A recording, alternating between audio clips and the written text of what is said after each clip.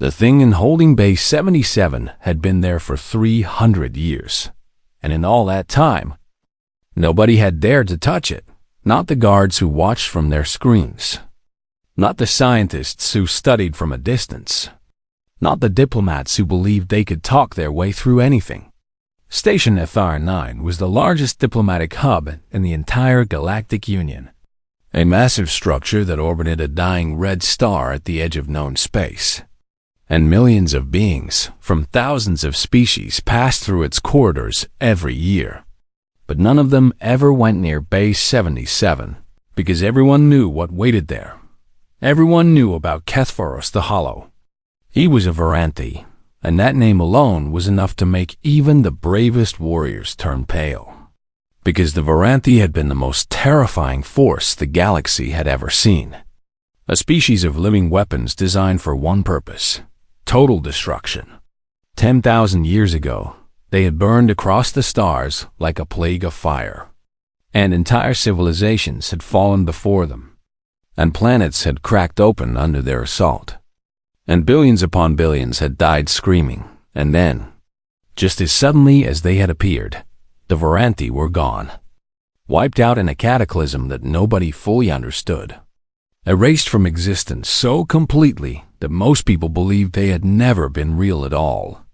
But Kethphoros was real, and he was the last of his kind, and he sat in the center of Holding Bay 77 like a statue carved from nightmare. He stood 8 feet tall when he bothered to stand, which he rarely did anymore, and his body was covered in armor that was not really armor at all. It was his skin, a black carapace that looked like obsidian mixed with shadow, hard enough to resist plasma fire and sharp enough to cut through steel. And it had been fused to his flesh through some ancient process that modern science could not understand. 4 arms extended from his torso, each one ending in hands that were also weapons, with fingers that curved into blades, and his face, if you could call it a face, was a smooth surface broken only by 2 deep-set eyes that glowed with a faint crimson light. Eyes that had seen horrors beyond imagination. The Galactic Union had captured him 3 centuries ago, found him drifting in a dead ship at the edge of a burned-out system, and they had tried to kill him, because that seemed like the sensible thing to do with a living weapon of mass destruction. But nothing worked, not poison, not fire, not the cold vacuum of space. Not the most advanced execution methods that the combined genius of 1,000 species could devise. And so they had done the only thing left to them. They had locked him away and hoped that time would do what weapons could not. The containment field around him was the most powerful ever constructed, drawing energy directly from the dying star itself, and it was designed to hold a god. And yet, the strangest thing was that Kethphoros had never tried to break it. Not once in 300 years. He simply sat there, motionless, silent, waiting for something that nobody could name. But the containment field was not the real reason people stayed away, no. The real reason was far worse. Because something radiated from Kethphoros that no technology could block.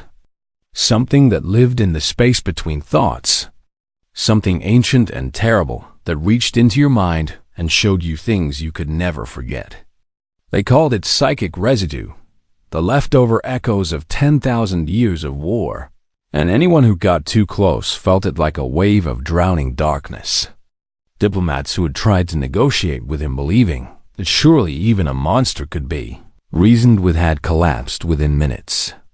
Their minds filled with visions of burning worlds and dying screams, and many of them never recovered, spending the rest of their lives in medical facilities, staring at walls and whimpering about fire.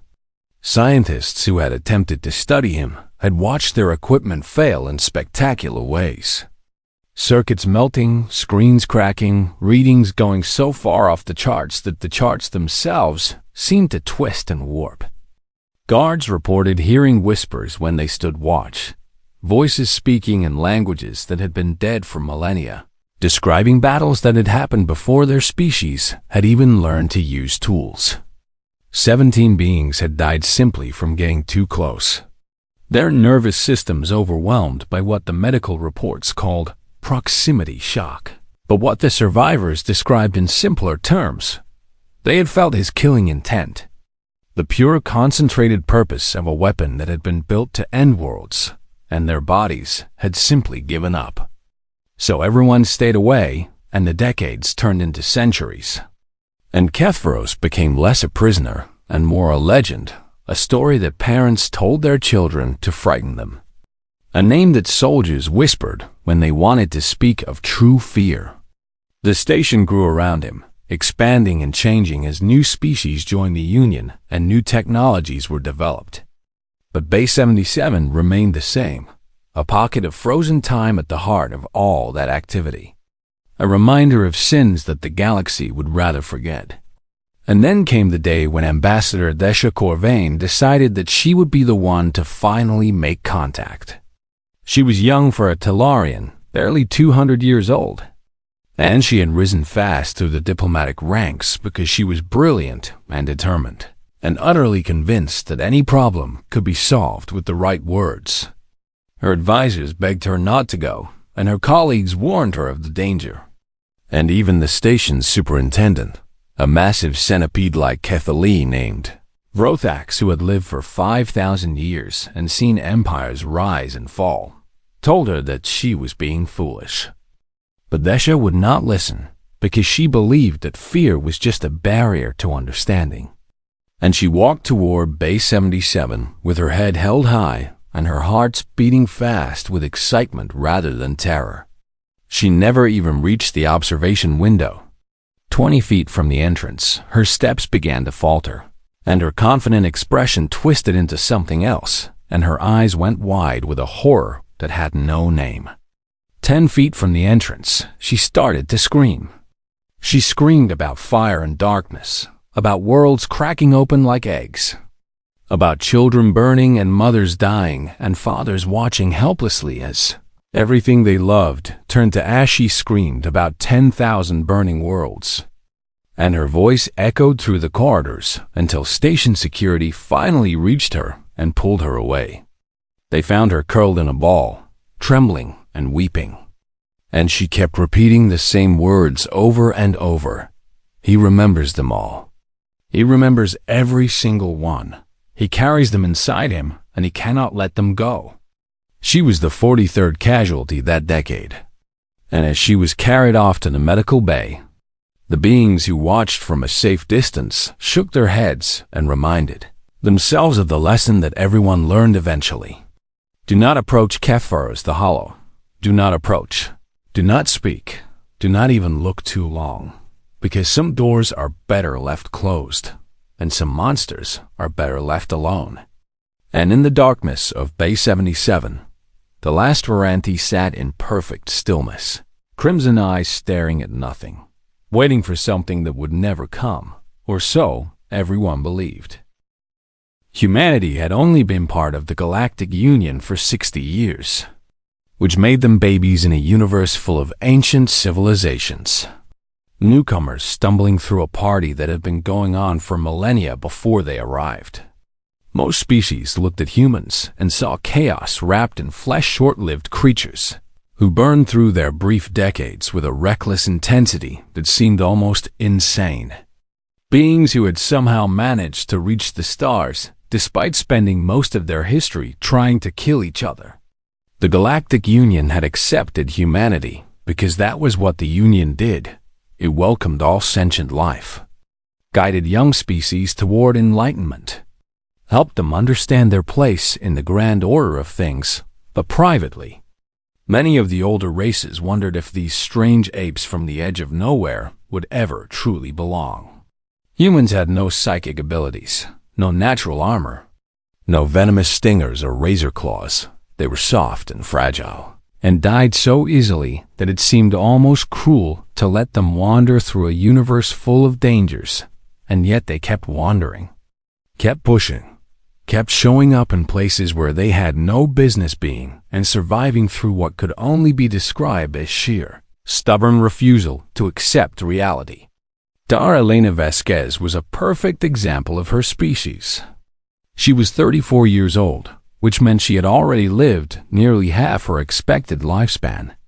And she had packed those years with enough experience to fill several centuries of a more sensible creature's existence. She had grown up on Earth in a city called Snow Hollow, the daughter of a teacher and a mechanic. And she had always been fascinated by words, not just human words, but the idea of communication itself.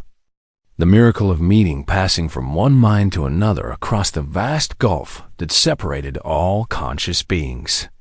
She had studied xenolinguistics at the University of Geneva, learning to decode the complex languages of species that thought in colors or spoke through chemical signals or communicated by vibrating specialized membranes in ways that human ears could barely detect. But her real education had come later in the colony conflicts. Those brutal years when humanity's expansion into space had outpaced its wisdom, when colonies had fought against each other and against Earth, when Elena had served as a trauma counselor for soldiers who had seen things that no training could prepare them for. She had learned something in those years that no university could teach. She had learned that pain was universal, that grief wore the same face regardless of culture or species, that the deepest wounds were always invisible. After the conflicts ended, she had taken a position with the Union's diplomatic corps, hoping to help bridge the gaps between species, to prevent the kind of misunderstandings that led to war. And that was how she had ended up on Station Athari 9, a junior linguist assigned to translation duties. Nobody special, nobody important, just another human doing a job. The emergency meeting was called 3 days after Ambassador Desha's breakdown. Representatives from the Union's Psychological Warfare Division stood before the assembled diplomats and delivered their assessment in grave tones. Cat Furrows the Hollow was showing signs of increased psychic activity, his residue spreading further through the station, affecting beings who had never come anywhere near Bay 77.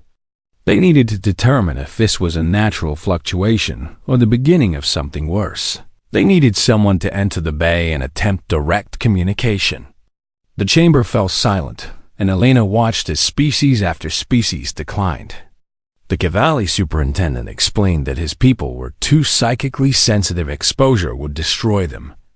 The Velaran delegation pointed out that their neural structures were incompatible with Varanthi brain patterns. The Morthax ambassadors simply laughed and asked if the division was joking. One by one, every major species found a reason why they could not possibly be the ones to risk their sanity and lives. And Elena understood. She truly did, because fear was reasonable, and self-preservation was wise, and nobody should be expected to walk into a situation that had already broken 43 minds. But she kept thinking about the words that Ambassador Desha had repeated over and over. He remembers them all. He carries them inside him. Not he enjoys their suffering or he feeds on their pain. No, the ambassador had said he remembers, he carries. And those were not the words you used for a monster. Those were the words you used for someone who was grieving. Elena raised her hand, and the chamber fell even more silent, because a human volunteering for this mission was so unexpected that most of the assembled beings did not know how to react. "This is not wise," Superintendent Vrothax said, his long body shifting with obvious discomfort. "Your species has no psychic defenses whatsoever. You will die faster than any of the others." "Maybe that is exactly why I should go," Elena replied. And she was surprised by how steady her voice sounded. Maybe what he needs is not someone with defenses. The human delegation tried to stop her, pulling her aside and speaking in urgent whispers about politics and perception and how her death would reflect on their entire species. She listened politely, and then she told them that she was going anyway. The Psychological Warfare Division officials looked at each other with expressions that Elena could not quite read. Relief that someone had volunteered, perhaps, or simply curiosity about how quickly this foolish human would break. They granted her access and gave her a briefing that mostly consisted of warnings. about all the terrible things that would probably happen to her. And they fitted her with monitoring devices that would transmit her vital signs to a control room, where doctors from 17 species would watch her die. The night before her first visit, Elena sat alone in her quarters and looked at a photograph she always kept with her, a picture of a young man with her eyes and her smile. Her brother Marcus, who had died 8 years ago when the colony he was helping to build had been attacked in one of the last battles of the conflicts. She had not been able to save him. She had been light years away when he died, and by the time she learned what had happened, there was nothing left of him but memories and this photograph. She knew what it felt like to carry the dead inside you. The next morning, she walked toward Holding Bay 77 carrying only 2 things, a folding chair and a thermos of coffee. The guards stared at her as if she had lost her mind. And perhaps she had, but she smiled at them anyway and kept walking. And somewhere in the depths of the station, the cameras began to record what everyone expected to be another tragedy. But Elena was not thinking about tragedy. She was thinking about a being who had been alone for 300 years, who had been feared and hated and avoided by everyone, who had no one to talk to and nothing to do but remember the dead. She knew that feeling, and she would not wish it on anyone, not even a monster. The doors to Bay 77 opened before her, and she stepped inside, and everything changed. The darkness inside Holding Bay 77 was not natural. It was thick and heavy, pressing against Elena's skin like cold water, and she felt it seeping into her lungs with every breath she took. The containment field hummed somewhere in the shadows, a low vibration that she felt in her bones more than heard with her ears. And beyond that hum, there was something else, something older and deeper. A pressure that had nothing to do with air or gravity. Elena took one step forward, and the visions hit her like a fist. She saw worlds burning, not 1 or 2, but dozens, hundreds, an endless parade of civilizations crumbling in the fire and ash. She saw creatures she could not name dying in ways she could not describe, their screams echoing across the void of space, their last thoughts crying out for mercy that never came. She saw children reaching for parents who were already gone, soldiers fighting battles they could not win, entire species realizing in their final moments that everything they had built, everything they had loved, everything they had been was about to become nothing. Her knees buckled, and she fell forward, catching herself on her hands, and the metal floor was cold against her palms as her stomach heaved and emptied itself. Blood dripped from her nose, warm against her lips, and her head was splitting with pain that seemed to have no source and no end. Every instinct she had screamed at her to run, to get out, to flee from this place and never look back. But Elena had felt despair before, had sat with dying soldiers who begged her to make the pain stop, had held the hands of people who had lost everything and had nothing left but their grief. She knew despair, and she recognized it now. Buried beneath all that violence and horror, not malice, not cruelty, not the joy of destruction, just sorrow, vast and endless and ancient, a grief so deep that it had become an ocean in which Kethvars had been drowning for 10,000 years. She forced herself to stand, wiping the blood from her face with a shaking hand, and she picked up her folding chair from where it had fallen. The thermos was dented but intact, and she clutched it like a lifeline as she moved deeper into the bay. The visions continued, but she did not fight them. She let them wash over her like waves, acknowledging each one without letting herself be pulled under.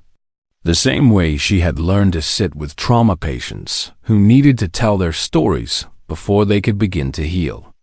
In the control room, 17 species of doctors watched her vital signs spike and crash and spike again, watched her brain activity fluctuate in patterns they had never seen before, watched as her body somehow adapted to conditions that should have killed her within minutes.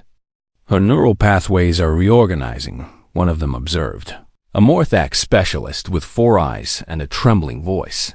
She is not fighting the psychic pressure. She is absorbing it. That should be impossible, another replied. Humans have no psychic capacity.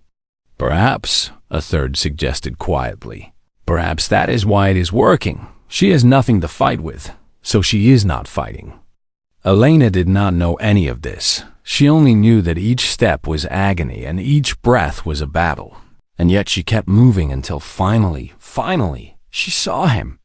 Kethvaros the Hollow sat in the center of the containment field, exactly as the records described, a figure of nightmare carved from shadow and silence.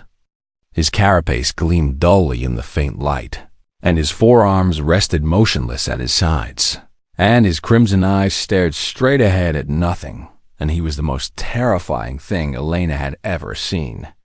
But he was also the loneliest. She could feel it now.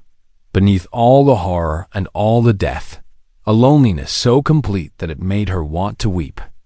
The loneliness of being the last, of having no one who remembered your world or your people, or even your name. She set up her folding chair 15 feet from the edge of the containment field, just close enough that he could see her clearly if he chose to look. And then she sat down. The visions continued to assault her, but she had found a kind of rhythm now, a way to let them flow through her without drowning, and she sat in her little chair and waited. Minutes passed, and then hours. In the control room, the doctors argued about whether to pull her out, but her vital signs had stabilized, stressed, but steady, and no one wanted to interfere with whatever impossible thing was happening. Elena did not try to speak to Kethvaros. She had learned long ago that some wounds could not be healed with words. That sometimes the most important thing you could do for someone in pain was simply to be present, to let them know that they were not alone. So she sat, and she watched, and she breathed through the waves of ancient sorrow, and she waited. After 6 hours, her thermos was nearly empty, and she poured the last of her coffee into the cap that served as a cup. The smell filled the cold air of the bay bitter and warm and utterly human. And for the first time in 300 years, Kethvaros moved.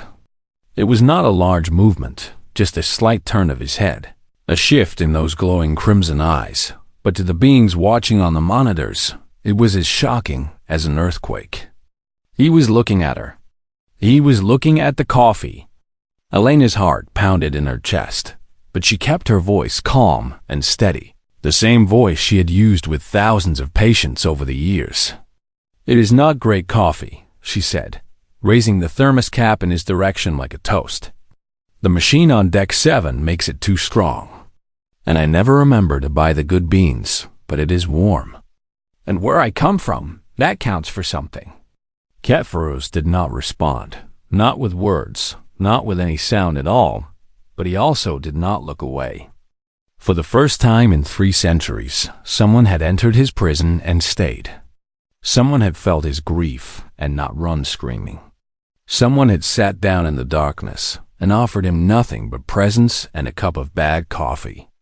Elena finished her drink and set the thermos aside, and then she leaned back in her chair and looked at the ancient monster, who was also the loneliest being she had ever met. "I will come back tomorrow," she said. "Same time, same chair, maybe better coffee, but I make no promises." She stood and gathered her things, and she walked back toward the entrance on legs that trembled with exhaustion. And she did not look back, not because she was afraid, but because she wanted him to know that she trusted him, that she believed she would see him again. Behind her, in the darkness, Kethvaros the Hollow watched her go, and something shifted in the ancient depths of his consciousness, something that had been frozen for 10,000 years beginning to thaw. He did not know what to call this feeling. He had forgotten so many things over the millennia, but it felt almost like hope.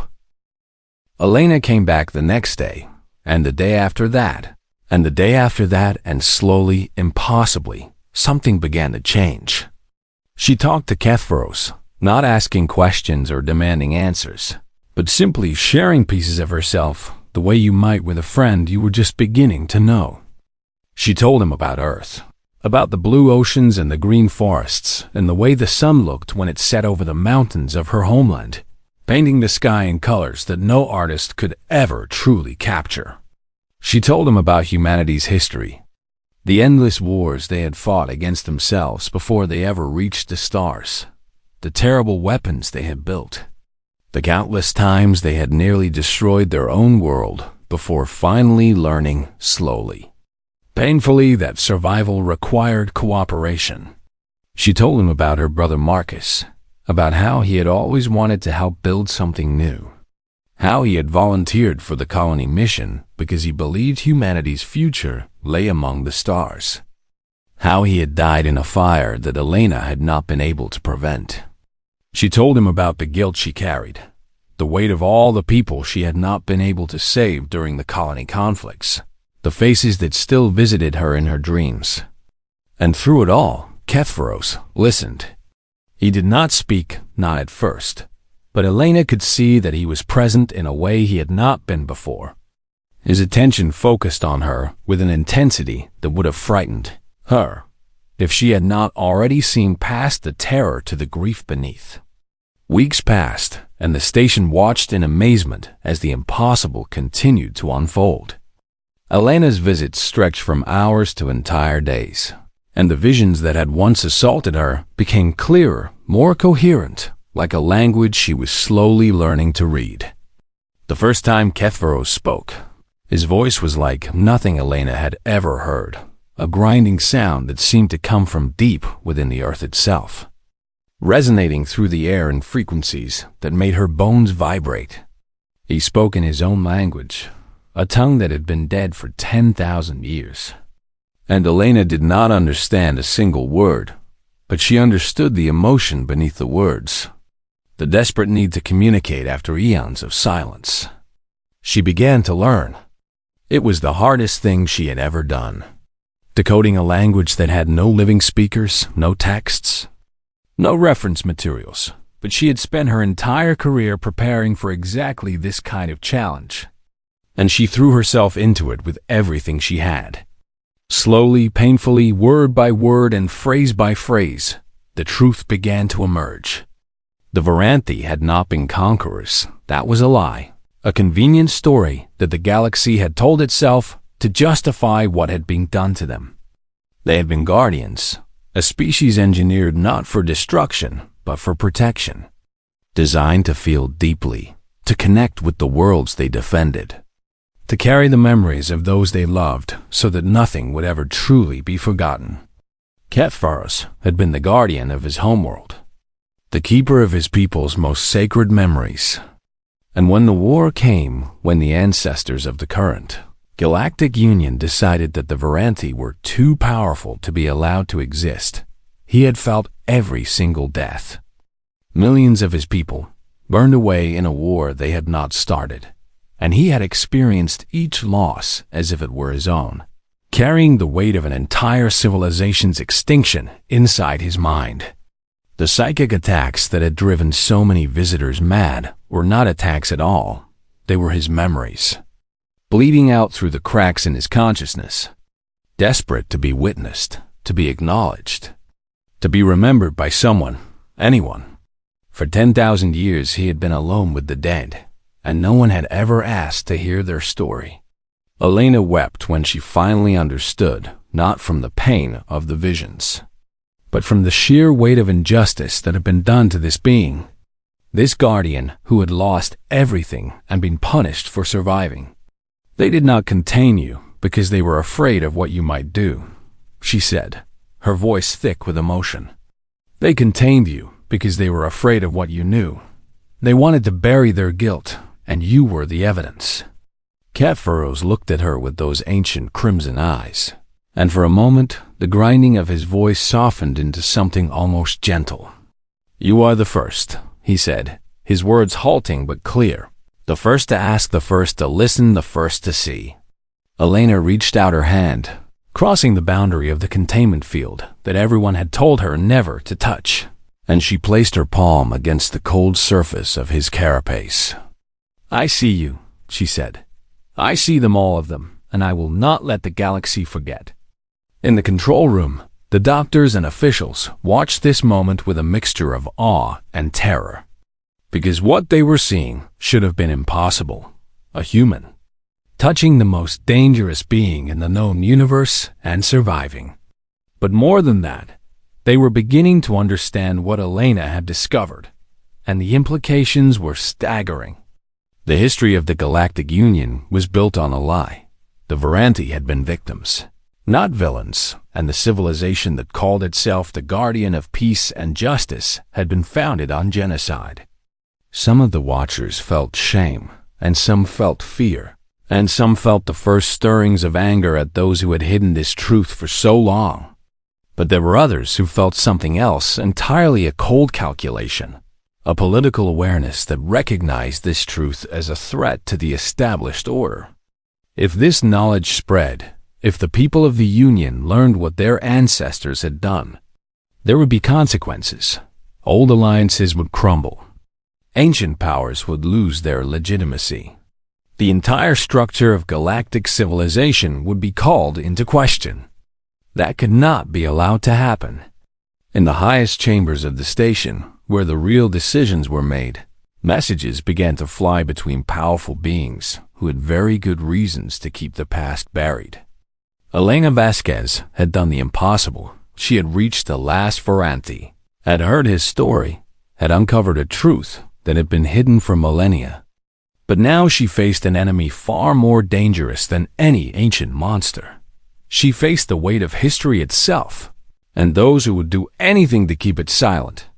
The battle for Kethvaros was just beginning. The council chamber of Station Athari 9 was the largest enclosed space Elena had ever seen. A vast dome that could hold representatives from every species in the Galactic Union, and today it was completely full.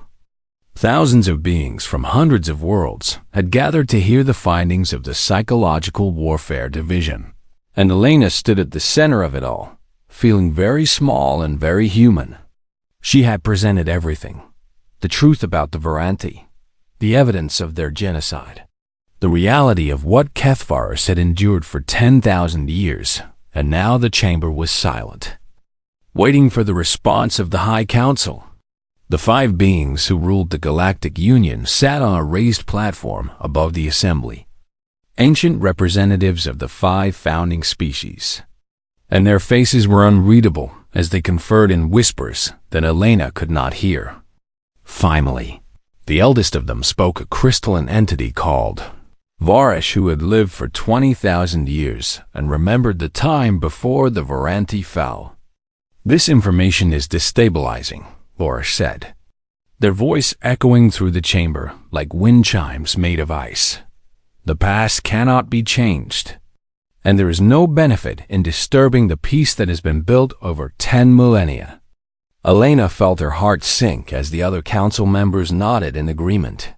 "Furthermore," Varesh continued, "the continued existence of the Varanti prisoner represents an ongoing security risk. We have therefore authorized his termination by stellar ejection, effective immediately." The chamber erupted in murmurs, and Elena felt the words hit her like a physical blow. They were going to kill him. They were going to throw Kethvaros into the dying star and pretend that none of this had ever happened. No. Her voice cut through the noise, and the chamber fell silent again as every eye turned toward the small human standing alone on the floor. "You cannot do this," Elena said, and her voice was shaking, but she did not care. "You cannot murder the last witness to your crimes and call it justice. He has done nothing wrong.